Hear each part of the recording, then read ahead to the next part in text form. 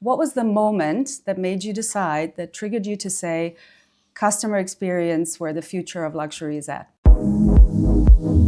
It started in the US. When I was living there, I lived in New York for 5 years. I was always quite amazed to see how people in stores would actually engage with me. They were really warm and friendly and engaging, and I loved it.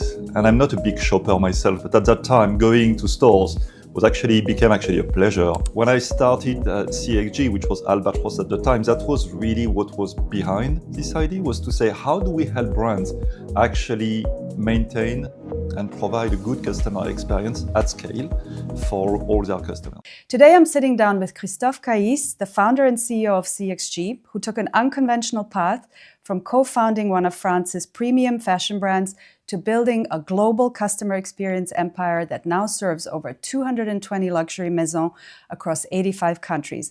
We're here on the occasion of our 20th anniversary, celebrating in a beautiful chateau just outside of Paris. My name is Silvia Coleman. I'm the VP of Market Intelligence and Strategic Growth at CXG. And my own journey has been anything but linear, from starting out in investment banking to becoming an equity analyst in luxury and then being here in consulting. What fascinates me about these non-traditional, unconventional paths is that we've witnessed luxury from multiple vantage points: the creative side, the financial side, and now the customer experience side. And that's a perspective that matters more than ever as luxury faces its biggest transformation in many decades. Christophe, welcome to the Luxury Edit, and let's start at the very beginning. As I mentioned before, you co-founded one of France's highly successful fashion brands in 1993, and then you pivoted to founding CXG in 2006. So that's a dramatic shift. You went from basically building a brand that was selling products and scaling it, to then focusing on the customer experience around the product. What was the moment that made you decide, that triggered you to say, customer experience where the future of luxury is at? Good morning, Silvia. It's a pleasure to be with you. Thank you. And thank you. Great question. Well, actually, I believe you live in the US, right? Yes. It all started in the US. When I was living there, I lived in New York for 5 years. Mm-hmm. And while I was in New York, I was always, it was back in the 90s, I was always quite amazed to see how people in stores would actually engage with me. They were really warm and friendly and engaging, and I loved it. And I'm not a big shopper myself, but at that time, going to stores became a pleasure. And when I started my company in France, this fashion brand, and when I opened the first store, the idea was really to hire people who are going to have this kind of warm, engaging mindset. Mm-hmm. And that's what we did. And it worked. It was absolutely amazing. Now, as we grow bigger and we started to open more and more stores, I also realized that it was really difficult to keep that at scale. Mm-hmm. And I tried many ways, the tough ways, the soft way, all ways you can imagine, to try to keep this kind of attitude that people had and their ability to actually do it not only for 1 month, but on the distance. Mm-hmm. And I found it to be super difficult to do. So when I started CXG, which was Albatros at the time, that was really what was behind this idea, was to say, how do we help brands actually maintain and provide a good customer experience at scale for all their customers? Mm-hmm. Thank you. And so, speaking of this unconventional beginning, right? Most CX consultancies, or in general luxury consultancies, place themselves where their brands are, luxury brands, so they're in the major fashion and luxury capitals traditionally. But you started Albatros in China in 2006. So I was an equity analyst. I analyzed luxury brands during that time. China was the big growth story. So that does make sense. But still, it's kind of an unconventional choice and unconventional pick. What made you decide to build there first? Yeah, it's interesting. I think being at the right time, at the right place, in the right place is important. Mm-hmm. At that time, we are in a moment where, indeed, as you said, China is booming. Mm-hmm. So China joined WTO at the end of 2001. Mm-hmm. And from that moment, brands are really flocking on the Chinese market. So there is not 1 week without having a store opening in Shanghai to begin with, in Beijing, in all the big cities, but then they're also expanding outside of those big cities. Mm-hmm. And what we find quite quickly is a situation where wealthy Chinese customers are starting to travel. So they go to Europe, they go to the US. You find them on Montaigne, you find them on Bond Street, you find them on Madison. And they do visit, obviously, those prestigious luxury brands, and they do get a good customer experience at the time in those stores. The thing is that when they come back to China, where the brands have just started to open their network, they don't get the experience that they were having in Europe or in the US. And that's an issue for brands. So in a way, the hardware is absolutely perfect. Collections are here, store, merchandising, everything is here, except that the experience delivered is not. And that's really where I see somehow a white space for us. And that's how we started the business. And speaking of, well, we said it was Albatross back then. It started out as 3 separate entities. It was Albatross for measurement, it was face-to-face for training, and then we had Widely Insights for research, right? And so today we are CXG, we're unified. Integration is always hard, I know that from also what I've done previously. Initially, what was the strategic rationale for keeping them separate this way? And then what was the rationale for unifying, bringing it all under the CXG umbrella? Yeah. It's look, it's been a journey. And when we started as Albatross. And Albatross was really squarely in the field of measuring experiences. But when we started to identify opportunities, let's say in training or in consumer insights, and we were actually proposing those kind of activities to our clients, they didn't see us as a credible actor. Because we were so specialized in measurement, they thought that the only thing we could do was measurement. So my thinking at the time was to say, well, if we want to do something different, we need a different entity, we need a different brand. And that's what we did. So the idea behind it was to say, how do we diversify? How do we bring additional solutions for our clients without being, in this kind of cage that they've put us into? Now, we did that at first, and it worked, and it was interesting. But what we also found out during COVID, by speaking to our client, it was a moment when basically the world stopped, and it was an opportunity to actually speak to clients. I like the sentence of Winston Churchill, who said, "You never let a good crisis go to waste." And basically what happened at the time is that a lot of our brand CEO had time to speak to us. So we did a number of interviews with brand CEOs and also with our daily counterpart.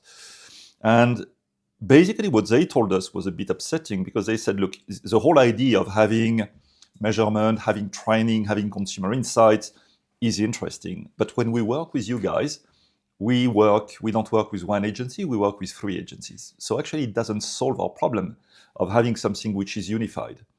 So with that in mind, I came back and I said, look, we need to basically change the company. We need to also probably reposition and reinvent our value proposition, because what customers are going to need after COVID is not going to be what they need before COVID.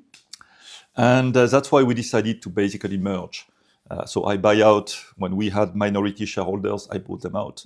And we decided to unify everything under one roof, which was CXG, with a new value proposition.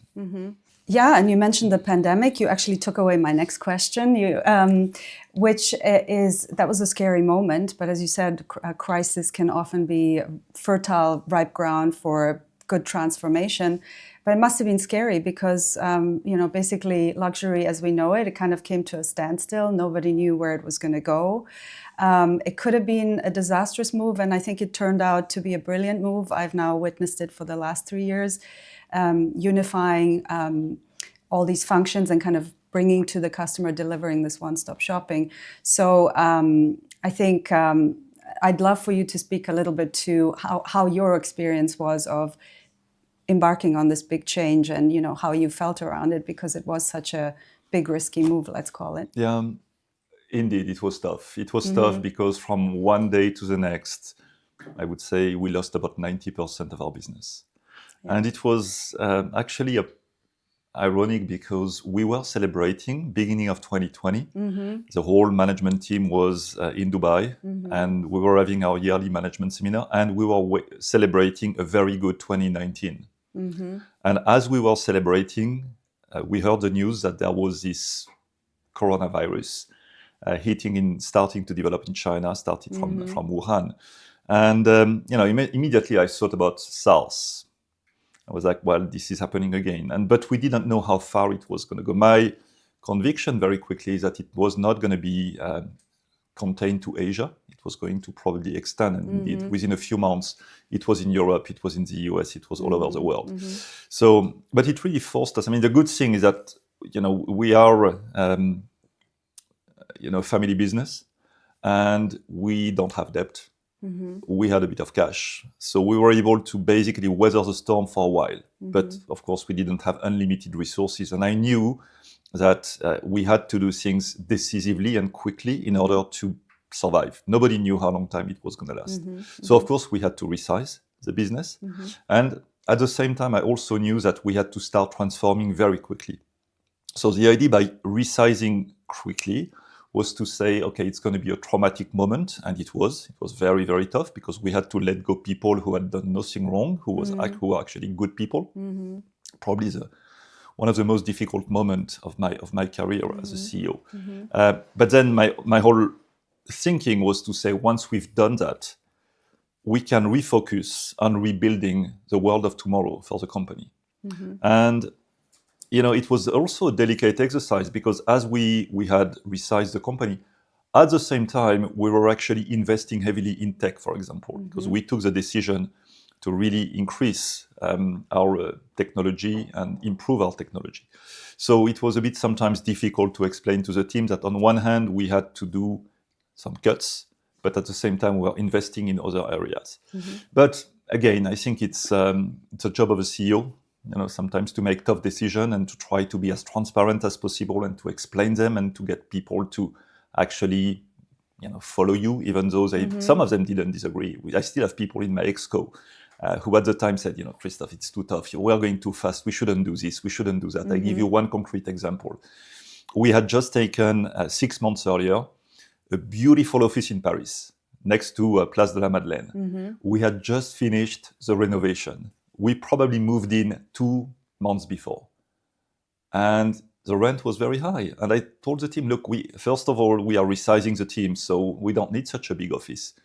And secondly, we're not going to be in the office for a very long period of time. So, I know it's tough. I know you were waiting. You had been expecting this office and you've put your heart in renovating this office, but I'm sorry, we can't keep it. And we had to let the office go. So those are the kind of decisions. Of course, it's much easier to let an office go than a team go or someone go. But still, it was a context where we had to make sacrifice. We basically have to really tighten our belt, but we did it together. You've just sort of described in your own actions what also I think is very symbolic and very much exemplifies how we operate at CXG, which is agility and a pretty quick decision-making and a quest for innovation. And you did it all at once that year. It was a tough year. But, and that speaks about building a firm and scaling it successfully. I think that comes with unique challenges. You've just described some. But I want to go back to the beginning when you started CXG. Building a firm takes investment. It takes, managing capital allocation. It takes hiring the right people. Your team is everything. What have been some of your biggest challenges, aside from the pandemic, which everyone was faced with, in building the company? And can you share some specific anecdotes, critical moments, or things that you were really proud of that were managed well by yourself and the team in that journey? Yeah. I would say in a company like ours, we were a service company. So what really matters are the people. So what's really tough is building the right team, finding the right people who not only have the skills and competency you need, but also the mindset, the attitude, who get along with each other. It takes time. We've made some mistakes sometimes by hiring people who were maybe, I would say, loners, who are playing for themselves and didn't really have a team spirit. We are very, we're really playing as a team. And there is one thing I don't tolerate in the company is politics. I worked in a big group when I started my career, and I saw people doing most of their daytime politics. And I think it's maybe possible in a big group because there is space to do that, and the group is big enough to support that. But when you're a small business, you can't have that. you need to make sure that everybody is focused on the business. And so that's something I don't tolerate. And that's something that sometimes I had to basically, when some people were doing it, I just had to let them go. Now, proud moments. Interesting moments. For example, one time we had a client, a very big client, I won't say which brand, who was asking us to do something which was really tough for the team. And we came back to the client and we said, look, the way you're doing this program, the way it's being set up, doesn't really make sense. And we could do it differently. That would be better for you. It would be better also for the team. And as we were doing our new proposal, we also came back with a price increase, which was significant. And the client came back to me and said, look, we're okay with the price increase. We understand what we're asking you to do is complicated, but we don't want to change anything to the program. And I decided to walk away. I decided to basically give up. It was a big contract for us. It was probably in our top 10. Tough decision. Yeah, and I said, you know what, I really want to stand by my team because I know they're suffering. We had people actually who were leaving the company because they couldn't take it anymore. So it was too tough. And I said, I prefer not to have this client rather than exhausting my team and losing people along the way. But always, it's a difficult decision to make because you're saying no to a big client, to a big business. But sometimes, my view has always been, of course, it has to be reasonable, but my view has always been we need to put the team first, to protect the team, because they're really what makes the company work. Yeah, right? Of course. And that's how you preserve culture. Absolutely. And the culture that I've experienced here also is great. Friendly, collaborative, can do. And it's really evident. I've asked you a lot of questions and we talked about the past. So I want to pivot a little bit and look towards the future and look ahead. What's next for us? You've scaled CXG from a basically startup in China in 2006. Now we have 12 offices worldwide. We operate in 85 countries. We have more than 220 luxury brands that we work with. Evaluator network, I think that's more than 80,000. So when we look at the next 5 to 10 years, in terms of the next frontier in luxury, what do you think are the biggest opportunities for us in consulting in, let's say, verticals, let's say adjacencies and tech? And then I would love for you to talk about our new initiative, which is Retail Performance at Scale, and why it's going to be a game changer for our clients. Look, we know that luxury is evolving. It's evolving fast. Luxury clients today are moving towards experientials. And probably one of the development that we will see at CXG at some point is for us to start working in hospitality. So are we going to be able to do it ourselves? Are we going to be acquiring a company which already is established in that field? Because hospitality, there are today a lot of people from hospitality coming to luxury and vice versa, right? Yes.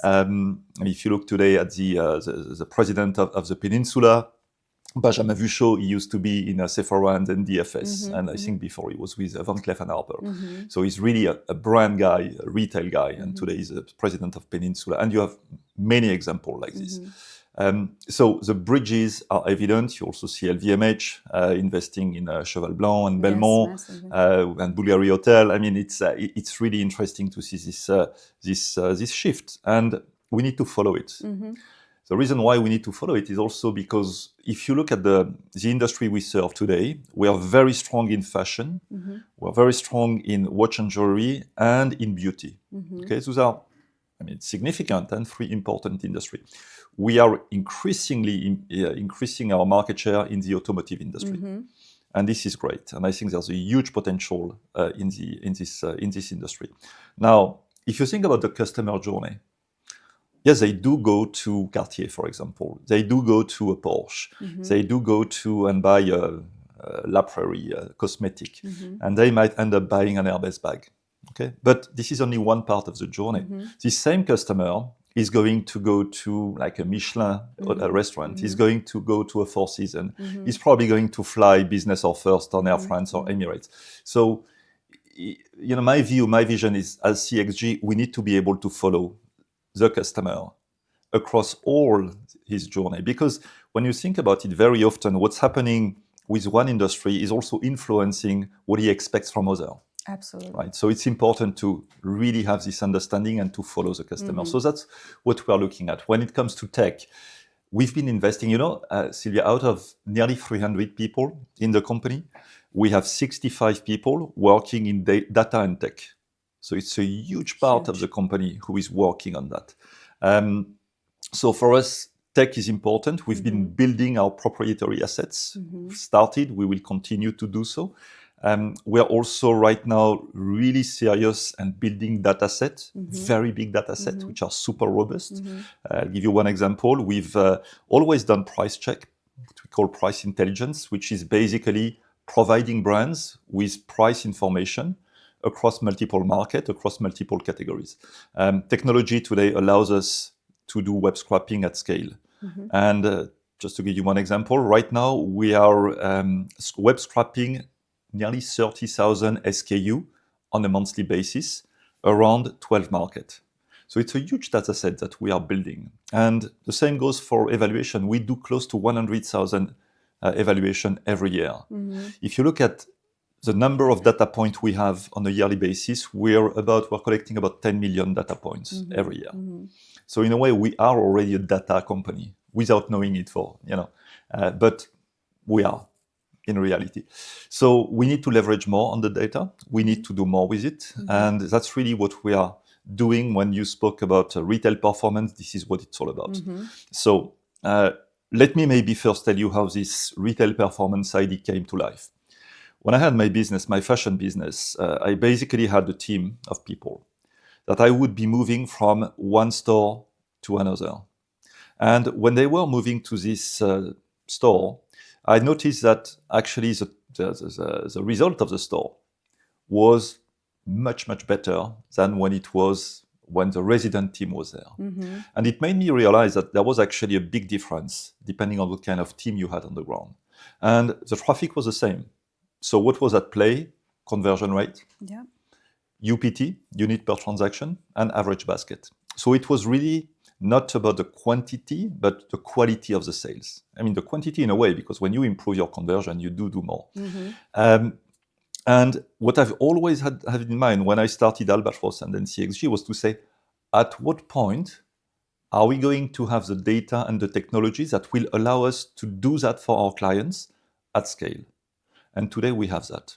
So we've built the team and we have the data, and we've built a team of data scientists that allow us, when we have a client, to say, well, this is how much money you leave on the table.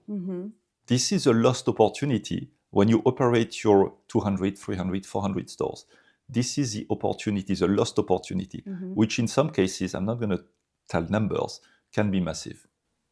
Yeah, I think a lot of brands know that they're leaving something on the table. They're astounded when they find out, or were they to find out how much they're actually leaving on the table. And then they're asking, what's the solution? Yeah, and it's a good point. And I was actually surprised because the first time we presented our finding to a client, we were, like, well, what are they going to say? What's going to be the reaction? And the reaction was, oh, we know that. Actually, we thought it was even more.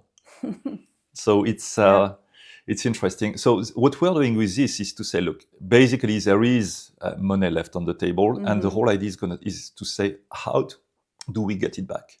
So we are actually pivoting CXG from being on the diagnosis side, telling clients, what's happening throughout their network, and it does matter. It's really important to know, but at the same time, we were still somehow falling short in terms of how do we activate those data, those insights, and how do we help you, brand, recover part of this money.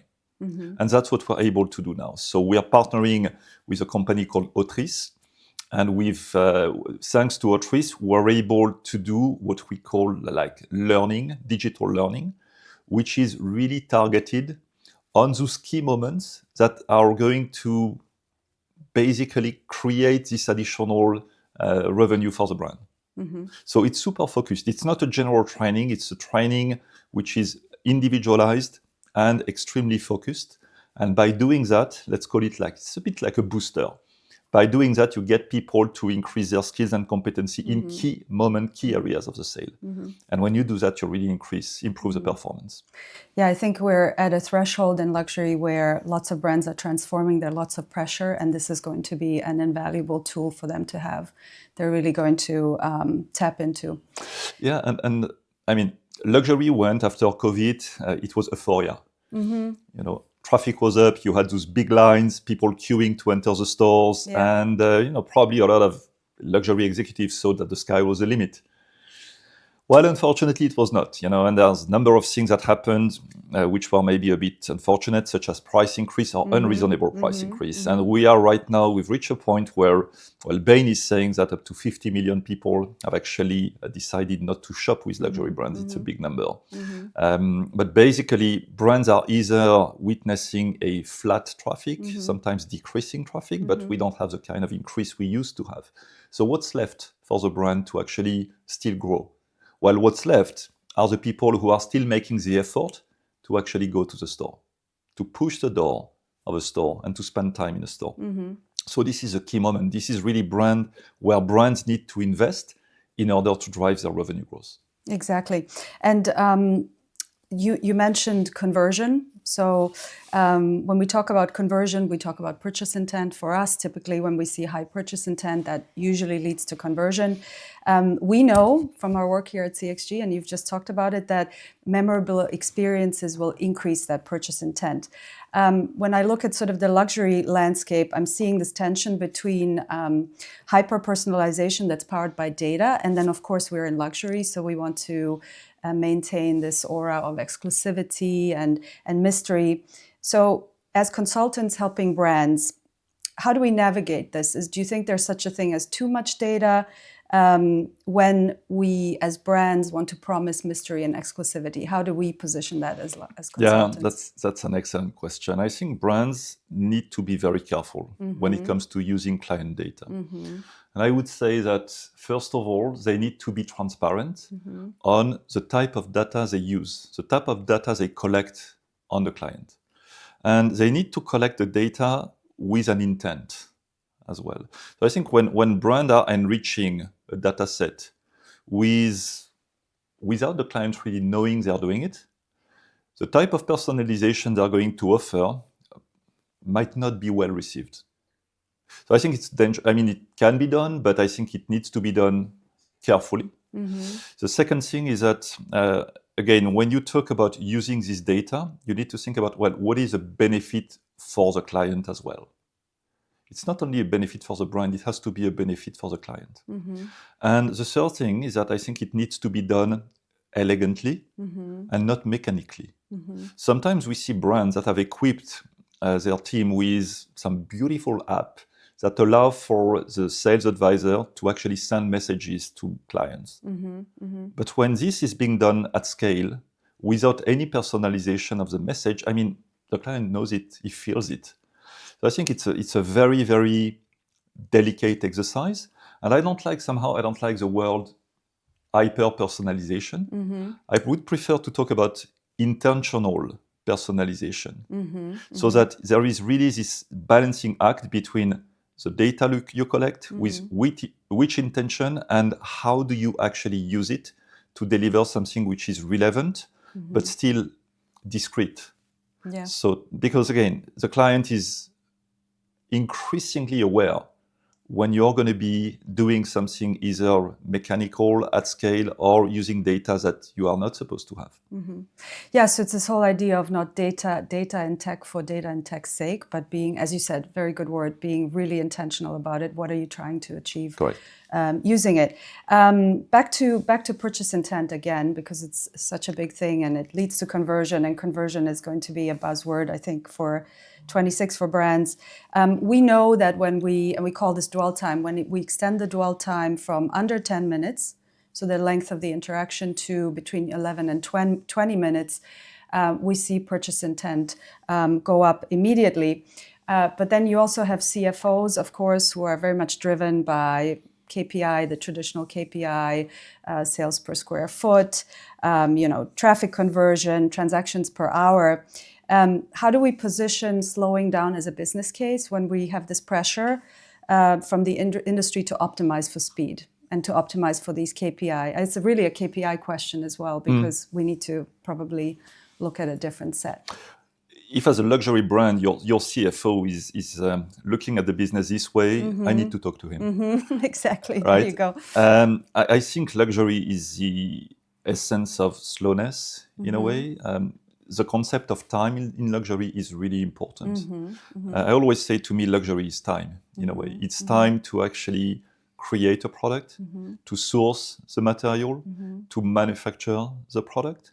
And then it's time sometimes for a customer to get the product. The product might not be immediately available. And we see that in most cases, the most iconic products are products for which you have to wait a little bit before you get it. Exactly. So when it comes to relationship, we are in a world which is going faster and faster. Yeah, I don't think it would make sense for luxury brands to actually try to follow that trend. Luxury has to play on its strengths, has to play on what makes luxury. Luxury cannot compete with Amazon, right? But luxury can learn a few things from Amazon, obviously. So to me, when it comes to having a client in store, it's a moment for a client to actually get out of this fast-paced life that he has. And it's a moment where sales advisors should have the opportunity to spend time with the client, to discover who he has in front of him, to get close to the client, and to actually shift from something which is very transactional that you see in fast fashion, that's why we call it that way, into something which is a lot more based on building relationship and having a quality moment with someone. So to me, luxury should be a little bubble outside of time. And I think that as we move forward, and because our world is maybe a bit worrying and more fast-paced, I think that's what luxury should be bringing to customers. Yeah. This moment where we take a step back, we take a moment out of time.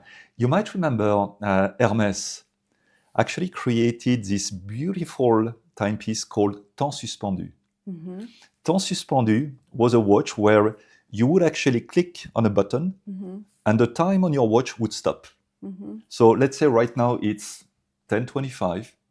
You click on this button and your watch stops working. So it's always 10:25. When I'm with you, Silvia, it's going to be 10:25, okay. right?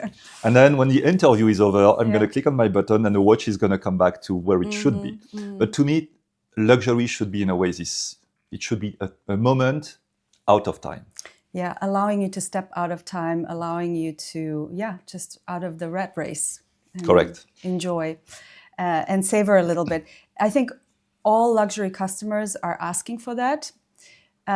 We have this notion that Gen Z still wants speed, but actually Gen Z, aside from authenticity and sustainability and being digitally integrated, they're also asking for it, which is quite surprising. We know that from our data at CXG. What do you think, in your opinion, from working with so many brands, over 220 brands, what are the blind spots that luxury brands still have when it comes to engaging with this Gen Z customer? I think maybe this is one of them, but what are some other blind spots in your opinion? So the big question for me, for brands, is really to ask themselves, how do we give a good enough reason for Gen Z to make the effort to come to the store? I think, again, today, they can do a lot of things online. So going to the store requires an effort. So why should they do it? So that's really one key element that brands need to think about. And the last thing is, brands sometimes believe that it's important to talk about sustainability, and they do talk about sustainability. How do they actually walk the talk is another story. So this authenticity, this element of trust between Gen Z and the brand is absolutely key. You might remember what happened about a year ago with the dupes movement, in a way, let's call it that way, when you had all those Chinese producer of fake luxury goods who came out and said, oh, we are doing those for luxury brands. And, it doesn't help, obviously. But brands need to really reestablish the quality of the product they manufacture. They need to really reassure the customer that what they do is genuine, that what they do is done with care, and that in a way there is a relationship between the price the customer is going to pay and the cost of the product itself. This price increase, coming back to that we've seen in recent years, has not been good for the industry. It was probably very nice for them for a while because you could boost your revenue, and we know that a big part of the revenue growth of luxury brand was actually fueled by price increase. But this is not sustainable. So we've reached a point where customer basically can't take it anymore. And again, the consequence of that was to have those 50 million people walking away from luxury brand. And it's not the only reason, right? There is probably also the economic situation, inflation elsewhere, that is basically pushing people to make choices. But this element of trust is absolutely key when it comes to buying luxury products. Yeah, and dupes, as you mentioned, another disruption, but every disruptive moment is also an opportunity. And we have with Gen Z a huge opportunity. They're going to be, I think, 30% of luxury consumers by 2030. So with storytelling and education, deepening that trust, there's a lot that can be done to re-engage them. Christophe, we're coming to our last question, and this is about your journey and your personal experience. When you look back on your journey as a founder, building this amazing firm that we're all part of, and we're here to celebrate our 20 years, it's very exciting. What are your biggest learnings, your proudest moments about the firm, about your team, about yourself as a leader? I think what I like the most about CXG is precisely the journey, the fact that we started with this kind of crazy idea with my partner at the time, and the fact that today we've been able to build this business. And it's really been a team effort. I have people on the team today who've been with me since 19 years, nearly. Some of them 16, 17 years. And so it's great to see people who have been next to me all that time. And the people who have joined us more recently, and you're one of them, are bringing a lot as well. That's absolutely fascinating. So I think what I like about this journey is that we've kept evolving, we kept improving. Sometimes we make this small exercise, which is always funny. We look at the report that we were providing our clients 5 years ago. And we're like, oh my God, we've come such a long way. We have evolved, we have changed so much. So it's really fascinating. The fact that we are moving so much today towards data and tech is also fascinating. And to me, the biggest compliment, and I was in Paris last week and I met a lot of our clients, when you hear a client saying, we are so happy with what you're doing for us, we're so happy with the work CXG does, to me, that's gold. It's like such a proud moment for me, for the team, to hear this kind of feedback. Yeah, it's very rewarding. Yeah. It's an amazing evolution. It's a story that I'm very happy you could tell us today, because I think it needs to be heard. It's very inspirational for everyone. So thank you so much for joining us today to share the journey and the insights. I think it's very clear that luxury in the future going forward isn't just going to be about beautiful products, but really about experiences and how we deliver those to our customers. So if for anyone who's listening here, if you're interested in finding out more about how we at CXG transform customer experience, please go to our website. If you have liked this episode, please remember to like and subscribe. And until then, take care. Thank you.